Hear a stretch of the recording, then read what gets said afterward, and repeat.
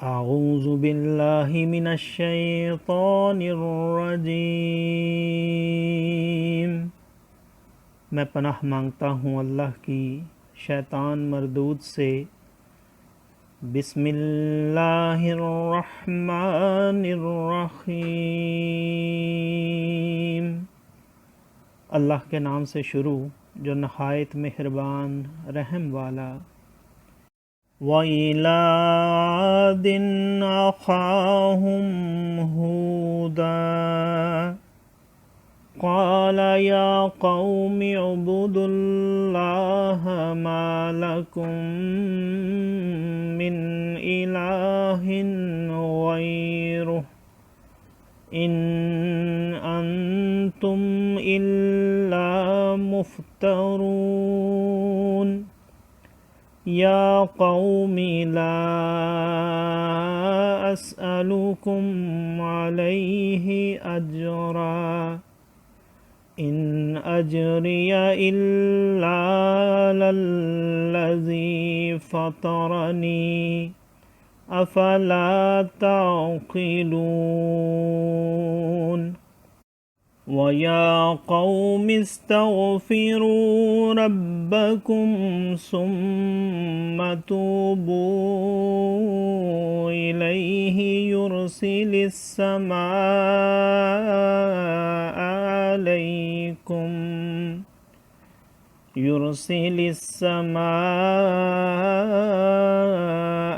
عَلَيْكُمْ مِدْرَارًا وَيَزِدْكُمْ قُوَّةً إِلَىٰ قُوَّتِكُمْ وَلَا تَتَوَلَّوْا مُجْرِمِينَ قالوا يا هود ما جئتنا ببينة وما نحن بتاركي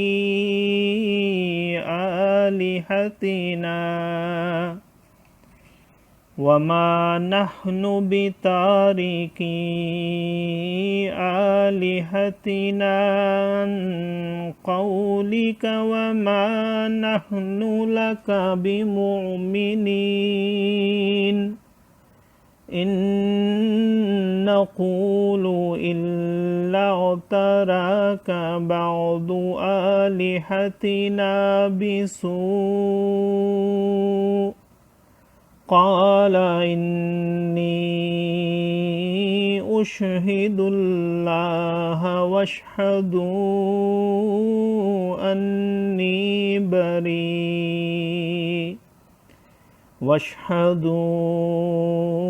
أني بريء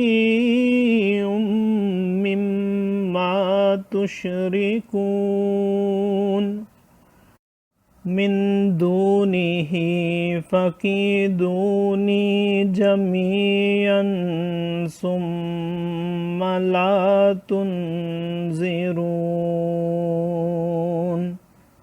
صدق اللہ العظیم۔